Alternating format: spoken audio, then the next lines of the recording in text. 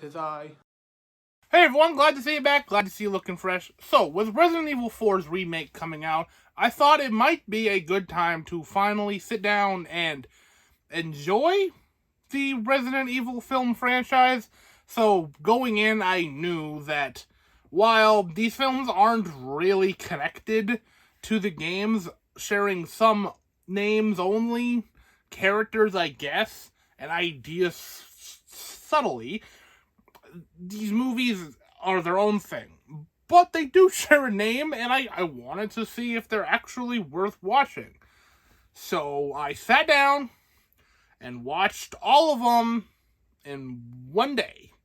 I would not recommend doing that, but I did it, and I'm just gonna kind of go through my thoughts on all of them.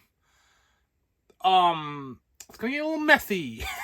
These are messy movies, but we're gonna go and we're gonna try. So the first Resident Evil comes out in 2002, and already we have almost nothing to do with the games other than, hey, this is called Resident Evil. We have some familiar looking zombies and monsters. We're in a mansion, and we're Umbrella Corp. That's it though.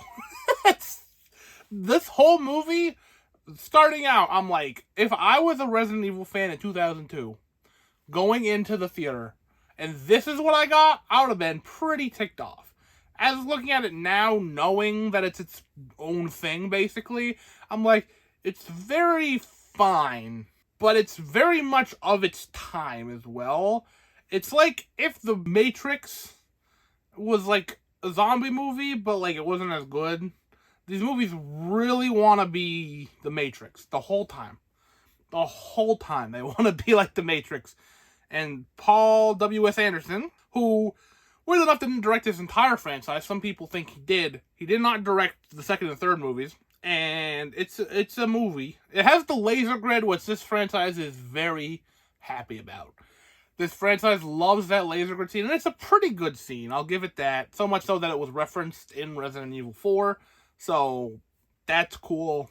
But yeah, the first Resident Evil, I would say watch it if you're like mildly interested. This is the tamest movie. It doesn't get that crazy. It's pretty one note. So Resident Evil Apocalypse is the one that I think tries, maybe a strong word. It does the most referencing to an actual game. So it's Resident Evil 3 that they chose to pull from. So we have Jill, and we have Carlos, which is great. And we have Nemesis, which of course we do. Nemesis is an icon. This one was a little worse than the first, and I think it's because like I had attachment to Jill and Carlos and even Nemesis to some extent. So seeing them portrayed in this way, I wasn't like the biggest fan. I'm like, this is fine, I guess. It expands into all of Raccoon City other than just the mansion, which is cool. Like, that's what I remember most about the Resident Evil 3 remake specifically. Which, with a little background on me, if you didn't know, I started with Resident Evil 2 remake.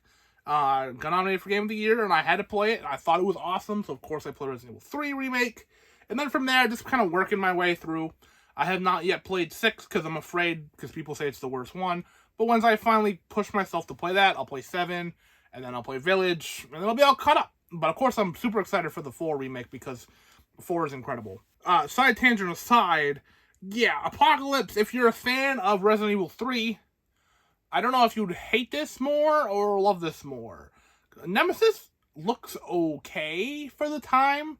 He looks bad by today's standards, but for the time, I think he's fine. I didn't even talk about the main character, Mila Jovovich. How do you pronounce Mila? I've heard it Mila and Mia, and I've heard it Jovovich and Djokovic. I'm gonna try Mila Jovovich is what I think it is. That's how I'm gonna pronounce it. I'm sorry if I'm saying that wrong. She plays a character called Alice through this entire franchise. She's the main character, and again, not from the games. Main star, main actor, and all of these. In the first movie, she's very one note. As it goes on, you know, she kind of plays up a little bit of the stoic, you know, badass archetype.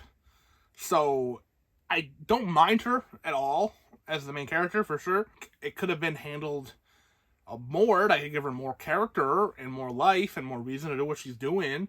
but it just kind of plucks elements from wherever and just kind of does whatever it wants in any given movie. But yeah, this one, you can see where it's starting to ramp up on the goofiness. Well, the movies take themselves super seriously, but the movies themselves are not that serious. So, anyways, that's Apocalypse. Extinction! So, Extinction, it takes place in a Mad Max world.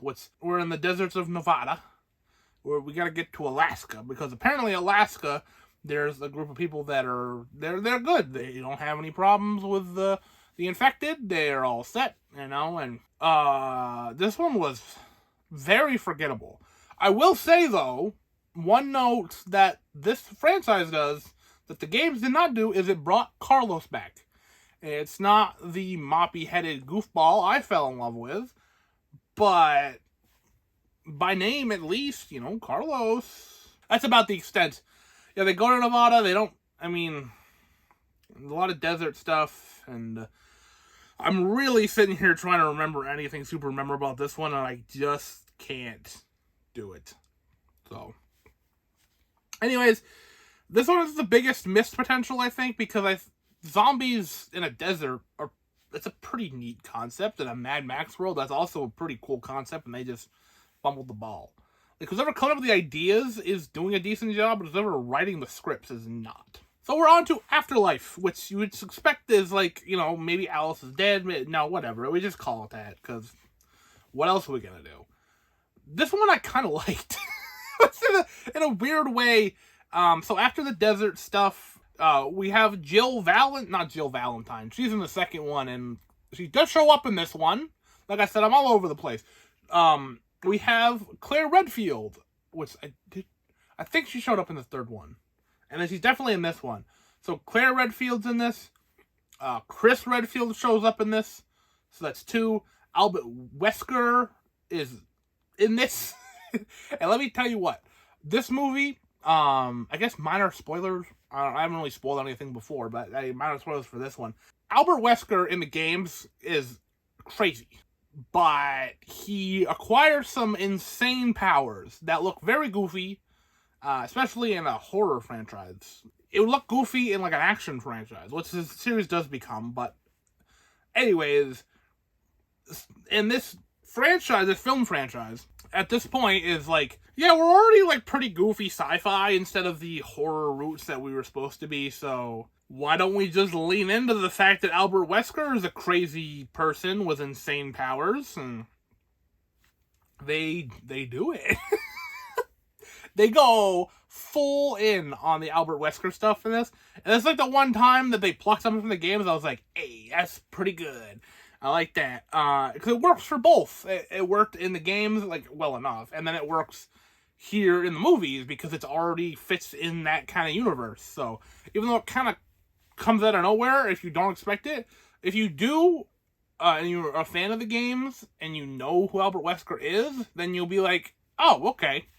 It works. So, this one was cool. It has the big axe guy from Resi 5, I think, and Jill shows up in her Resi 5 outfit. I think that's this one. That's another problem with these, is they all blend together, which is a pro and a con, because one will end on a huge cliffhanger, and then the next one will immediately pick up right after that. And then it'll typically just skew off entirely.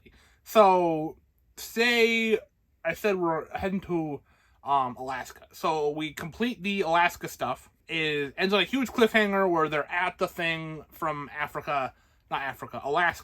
Whew! Africa is in Resi 5, the game. Alaska is in Resi 4, the movie, which is Afterlife. Are you still with me? So we finished the Alaska stuff, and then the Alaska plotline ends on a huge cliffhanger of Umbrella sending people to attack them. Okay. Boom, cliffhanger. And then the next movie, which is Retribution, picks up immediately after that, and then immediately moves on from that. Whatever, we're done with that. That's what I'm saying.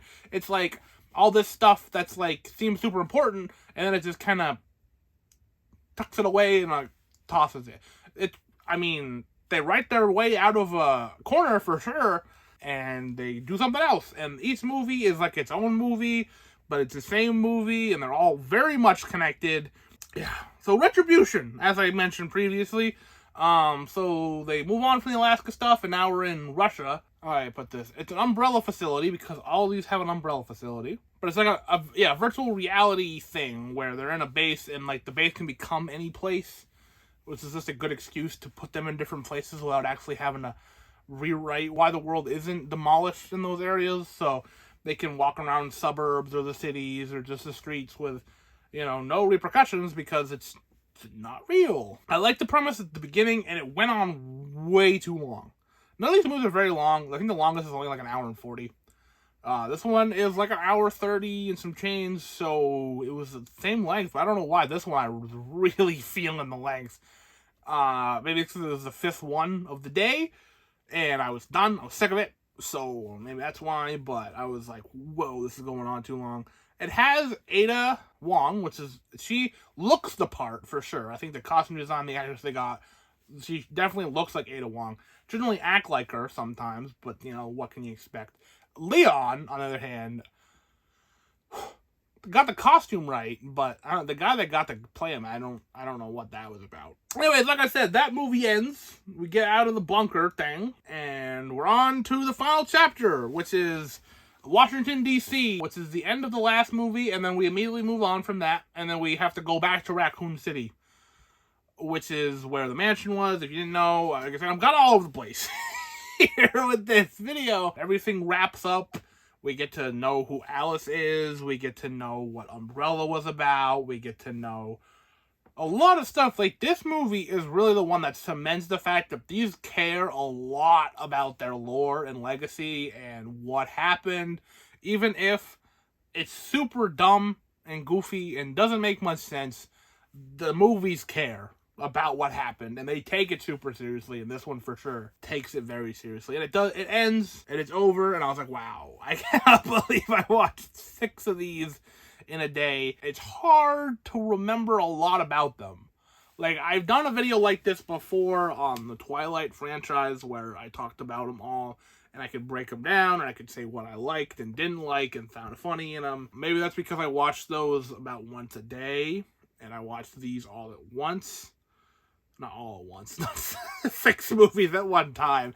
6 movies in a day, so maybe the stuff didn't sink in as much, but I don't know. It could just be that these are less memorable. Even if I think they're marginally better put together, and I just might have enjoyed them more, for sure. I was never bored. Especially in the second one, Apocalypse, the one where it's just Resident Evil 3, or trying to be Resident Evil 3, I guess. One of the reasons for being rated R is, I think it's non-stop violence, is how they worded it. And I was like, okay, I'll see what and I wasn't let down. This movie does not relax. This movie kept going, and it didn't relax. It didn't chill one time, and I was, okay, this is what we're doing. These movies have the ridiculous action. None of it's very good. None of it's well choreographed. I mean, it may be well choreographed, but it's not well shot, so you can't tell anyways. So, the Paul W.S. Anderson series, I guess. There was another Resident Evil movie, Resident Evil Welcome to Raccoon City, which promised to be more like the games. More like what people wanted to see. And for some reason, they decided to, instead of just doing the first game, they were like, oh, that's not hard enough. Let's do the first 2 games in one movie. I commend them for their boldness, but I do not commend them for their results. Although this is probably the best Resident Evil movie that I've seen. And of course, today I'm just talking about the live action movies. I'm not talking about the CG ones, which I may get to. I don't know if they're any good. They might be. So, Welcome to Raccoon City. Like I said, it has all the characters you would expect. It has Wesker, it has Jill, it has Chris and Claire and Leon and Ada.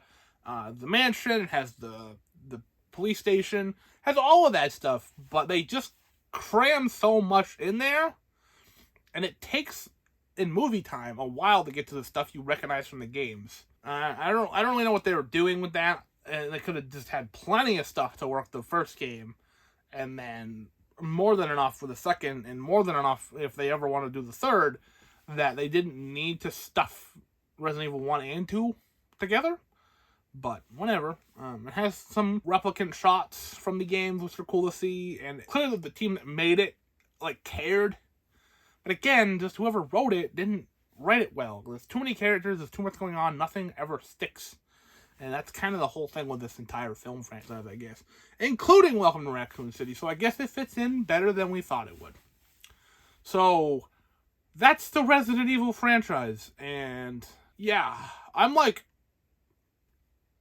my brain hurts. If that makes any sense. This is a very mind-numbing franchise. If you like these, awesome. That's awesome for you. I'm glad you do. Obviously, some people did because they made 6 of them. And then they tried to reboot it. So it's, they're very popular games, so I don't know if games fans just kept coming back and hoping that this will be the time that they go with the games.